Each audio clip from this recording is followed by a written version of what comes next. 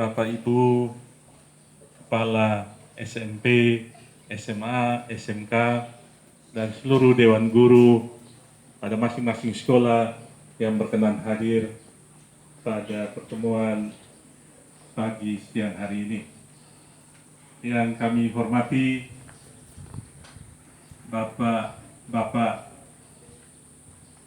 yang mewakili TNI Polri, terima kasih atas kesediaan hadir bersama kami. Anak-anak, para siswa yang kami kasihi dan banggakan. Singkatnya, hadirin sekalian yang diberkati Tuhan. Pada tempat pertama, marilah kita panjatkan puji, puja, syukur kehadirat Tuhan yang Maha Pemurah, yang Maha Bijaksana, pokok segala hikmat dan kebijaksanaan, yang oleh perkenannya waktu indah saat ini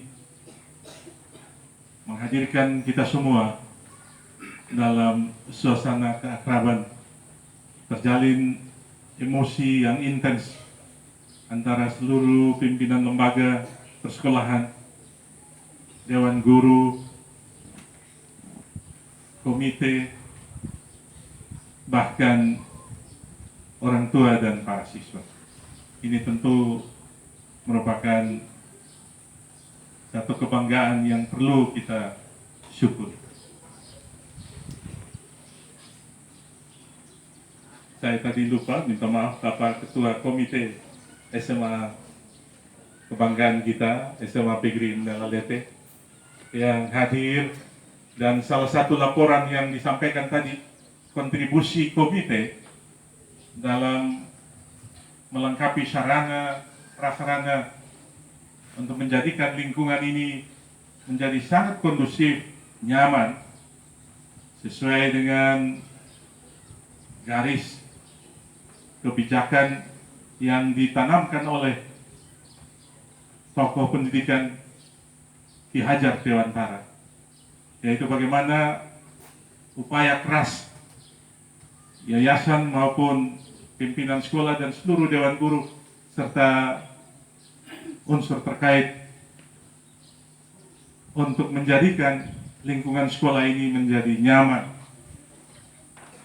kondusif, inspiratif, untuk menggerakkan dan memuliakan guru dan memberikan suasana belajar yang menyenangkan bagi para siswa. Ini tentu merupakan kontribusi yang patut kita sampaikan terima kasih. Bapak Ibu hadirin sekalian, sebagai salah satu saksi hidup yang menyaksikan perkembangan sekolah kebanggaan kita saat ini, SMA Pegri Indalalete, sejak didirikan, Bapak Nason, Bapak Leonokas, bagaimana merintis sekolah ini dari awal. Dan saya kebetulan karena merupakan salah satu yang dipercayakan untuk menginisiasi berdirinya YPLP dalam nomenklatur lama itu YPLP Dasmen, Pendidikan Dasar dan Menengah Pegri NTT tahun 1982. Tahu persis bagaimana suka dukanya para inisiator, para pejuang ini memulai mendirikan sekolah ini. Mulai dengan 1-2 ruang sederhana darurat, dan sampai sangka saat ini setelah 4 tahun kalau tidak salah ya Bapak Nasr, kita berpisah pada waktu lalu, dan hadir saat ini sangat mengagumkan. Mari kita berikan aplaus.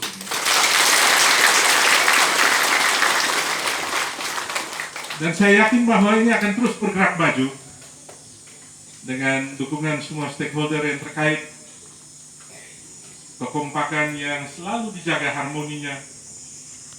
Saya percaya bahwa lingkungan ini kemudian kalau kita datang sekali lagi akan lebih menawan. Dan YPLP Provinsi, bahkan laporan kami ke YPLP Pusat, selalu kami sampaikan kebanggaan. Status akreditasi A sudah terus dipertahankan. Ini capaian yang luar biasa. Dari semua komponen akreditasi yang oleh perubahan kebijakan pemerintah sekarang lebih fokus untuk penilaian status itu pada kegiatan belajar mengajar, semuanya terpenuhi dengan baik.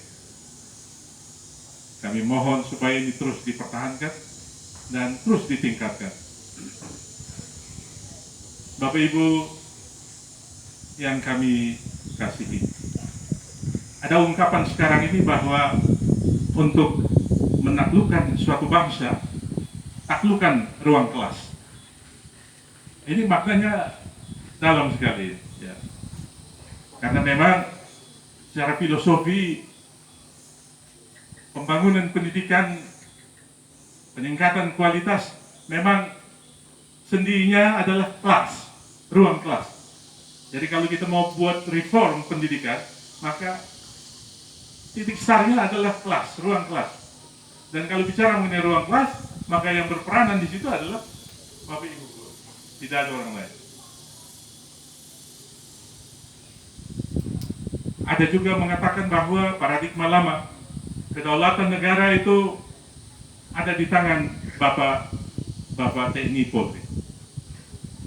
Tapi sekarang bangsa-bangsa besar juga mengatakan bahwa untuk merebut kedaulatan itu sehingga berdaulat, berwibawa, bermartabat, maka taklukkan kelas. Ini maksudnya ialah bahwa memang disitulah generasi muda, anak-anak siswa kita. Jadi kita mampu menaklukkan kelas, itu berarti kita para guru mesti meningkatkan kompetensi profesional kita, mesti meningkatkan kompetensi pedagogi kita tentang strategi pembelajaran yang tepat, mesti terus mengasah kompetensi personal kita supaya tidak mudah emosi. Ini ada catatan yang penting, karena akhir-akhir ini sering terjadi persoalan-persoalan yang berkaitan dengan guru dan siswa, orang tua dengan kepala sekolah. Ada beberapa kejadian di Flores, di Alor terakhir. Karena itu, pengurus PGRI Provinsi Nusa Tenggara Timur dalam rangka ulang tahun ke-76 yang barusan, kita mengundang kehadiran Bapak Kapolda Nusa Tenggara Timur untuk hadir dalam webinar membahas mengenai MOU yang dibuat oleh pengurus besar dan Bapak Kapolri yang berkaitan dengan penanganan persoalan-persoalan yang berkaitan dengan praktek edukasi di sekolah yang sering menyebabkan para guru kita harus secepatnya dilapor ke Polsek, Polresta, dan sebagainya. Bapak Ibu sekalian, PGRI sudah memiliki perangkat organisasi yang namanya LKBH PGRI, Lembaga Konsultasi Bantuan Hukum PGRI. Juga memiliki apa yang disebut dengan DKGI, Dewan Kehormatan Guru Indonesia. Sehingga melalui MOU itu diharapkan hal-hal yang berkaitan dengan insiden atau kejadian yang terjadi di ruang sekolah, di ruang kelas, di lingkungan sekolah yang masih bersifat edukatif, ini sebaiknya ditangani oleh organisasi sendiri melalui perangkatnya yang disebut dengan DKGI. Karena itu apabila ada sesuatu yang oleh orang tua dinilai ini sudah masuk kepada ranah hukum, tidak langsung ditangani oleh anggota keamanan, perangkat keamanan, tetapi dapat bekerja sama dengan organisasi untuk itu dikembalikan untuk diselesaikan secara organisasi. Tentu dengan catatan bukan kasus-kasus kriminal berat lainnya. korupsi, narkoba, asusila, dan seterusnya. Tentu ada batasannya. Tapi hal-hal yang berkaitan, cubit sedikit di pohon telinga dan lain sebagainya, ini kasus-kasus kecil yang akhirnya timbul persoalan besar. Nah, kita harap ini melalui kerjasama dengan Bapak Kapolda, beberapa waktu lagi nanti akan ada tanda tangan MOU, sehingga kemudian beliau akan meneruskan itu ke tiap Polres dan terus disosialisasi sampai pada Polsek, sehingga di mana unit-unit sekolah kita ada kerjasama yang baik. Nah, kehadiran Bapak berdua dari TNI dan Polri pada suasana hari ini secara tidak langsung sudah menunjukkan ya, kesediaan untuk kita berbagi dan bekerja sama untuk hal ini. Hal ini disebabkan karena kita terkadang tersekat oleh Undang-Undang Perlindungan Anak HAM. Improvisasi yang dilakukan oleh teman-teman guru di sekolah itu akhirnya terbatas. Terkadang guru akhirnya menjadi apatis untuk melayani proses pembelajaran siswa. Karena dibayangi oleh suasana kekhawatiran, kecemasan, ketakutan bahwa kalau ini bisa saja akan terjadi seperti ini. Nah, mudah-mudahan ke depan dengan kerjasama itu, suasana yang tadi saya gambarkan, yang sudah terwujud melalui kondisi sekolah ini, akan sangat kondusif, menyenangkan, dan suasana pembelajaran akan menjadi sungguh bergairah, di mana kualitas pendidikan akan menjadi taruhan utama. Bapak Ibu sekalian, yang tidak kalah penting juga adalah masalah kompetensi pedagogi. Ini penting untuk teman-teman guru. Kemarin dalam puncak acara peringatan Hari Guru Nasional dan Hari Ulang Tahun PGRI, Bapak Presiden dalam sambutannya menyinggung tentang metode blended learning. Akibat pandemi ini, syukur karena kita sudah mulai melepaskan dari tekanan itu, dan seperti tadi laporan, pembelajaran sudah dilaksanakan secara tatap muka terbatas. Tapi sebelum ini kan ada apa yang disebut dengan belajar secara online, e-learning. Ada juga tentu melalui tatap muka, tapi sangat minim, yaitu pemberian tugas, kemudian pengumpulan, pengecekan, dan mungkin teman-teman guru ada yang melakukan perkunjungan ke tempat-tempat tertentu, lokasi-lokasi tertentu untuk adakan tatap muka. Saya ingin menggariskan sedikit apa yang disampaikan oleh Bapak Presiden itu, ialah blended learning ini memang ke depan tetap harus akan menjadi metode. Ya. Karena ini adalah metode yang baik sekali, penggabungan antara metode tatap muka yang memang secara konvensional selama ini semua sekolah kita terapkan, dan metode baru yang gara-gara COVID ini semua orang mau tidak mau harus belajar ya, untuk melek teknologi, yaitu yang kita sebut dengan e-learning atau belajar secara online. Penggabungan ini baik sekali, dan saya kira ini sudah juga mulai dilakukan oleh sekolah kita di sini, sehingga anak-anak tidak merasa mudah jenuh atau bosan, ya, karena ada variasi melalui tatap muka, melalui belajar langsung, dan melalui online. Melalui online, guru-guru bisa saja juga menggunakan tugas-tugas dalam bentuk video, sehingga ada keragaman metode yang senantiasa memelihara gairah semangat belajar para siswa. Ini gabungan metode yang baik sekali, yang walaupun nanti apabila COVID ini berlalu, ini pasti akan terus dipertahankan. Nah, oleh karena itu tentu ini pesan bagi kita teman-teman guru untuk harus mampu mendalami tentang karakteristik metode ajar baru ini, yaitu blended learning, gabungan antara metode tatap muka konvensional dan metode melalui online. Kendalanya tentu ialah bahwa infrastrukturnya ada siap tidak, ini juga menjadi persoalan dan harus disiapkan itu untuk ke depan. Kita masih terkendala soal listrik, soal sinyal, soal kepemilikan Android, laptop dan lain sebagainya.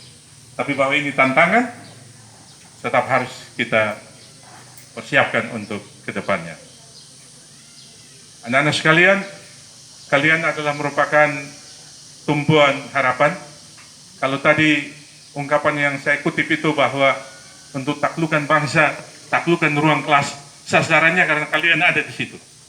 Kalianlah menjadi intisari untuk bisa merebut dan menaklukkan, mempertahankan kedaulatan suatu bangsa.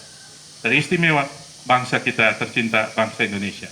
Daerah tercinta kita, daerah Timur Tengah Selatan. Tempat di mana kita ada, yaitu di Menelalete. Bagaimana kita bisa merebut itu? Maka manfaatkan ruang kelas itu dengan sebaik-baiknya.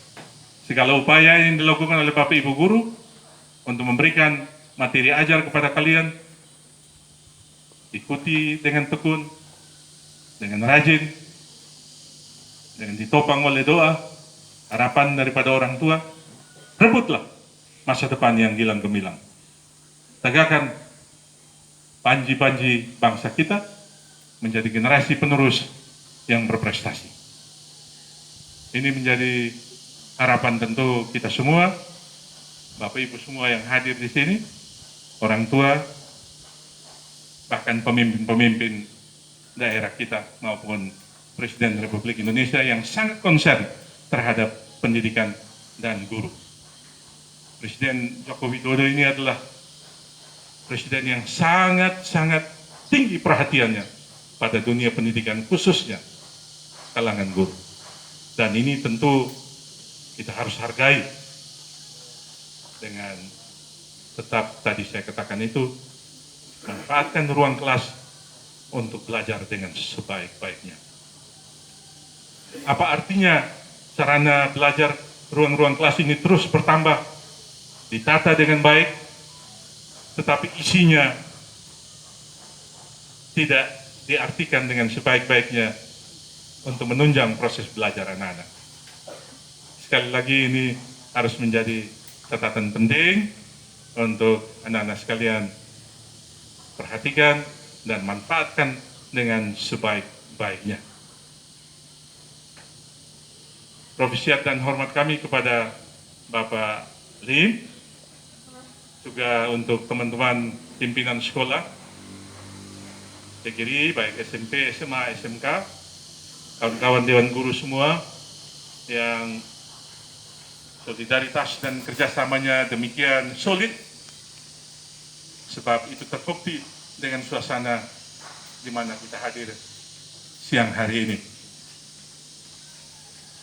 Semoga ini terus dipertahankan dalam pembinaan dan pengembangan sekolah kita ke depan.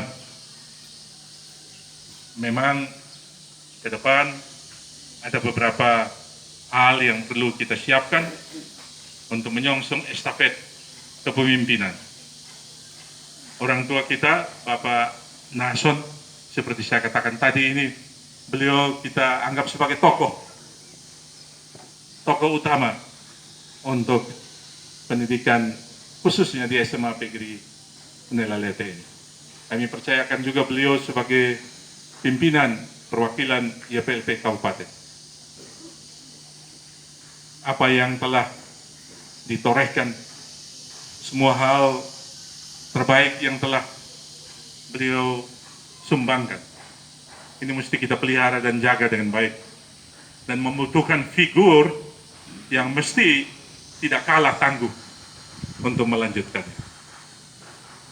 Kita doakan Tuhan senantiasa mengurniakan kekuatan, kesehatan, dan umur panjang, sehingga beliau tetap bersama seluruh sivitas SMA PGRI Menelalete yang kita banggakan ini. Kemarin telah dilantik Kepala SMA Negeri Soe, Ibu Rince, begitu pula Kepala SMP Negeri Aumen Baki. Dua orang Ibu Sri Kandi yang dipercayakan. Ini tangan-tangan lembut, tangan-tangan penuh kesabaran dan cinta kasih. Kami percaya juga akan memberikan kontribusi berarti untuk pengembangan kedua sekolah itu. SMK, SMP, Ilobesa, pasti juga demikian. Hadir di sini Wakil Kepala SMK, perwakilan dari SMP Ilobesa yang karena satu dan lain hal berhalangan. Tapi kami optimis juga bahwa dalam pembinaan YPLP perwakilan Kabupaten Timur Tengah Selatan, kedua sekolah ini juga akan terus berkembang dengan baik. Bahkan SMK kita, kami dapat informasi dengan bantuan dari pemerintah pusat melalui Kementerian Pendidikan dan Kebudayaan beberapa waktu lalu, sekarang ini sudah mengutamakan titik beratnya pada vokasi pertanian yang sudah berproduksi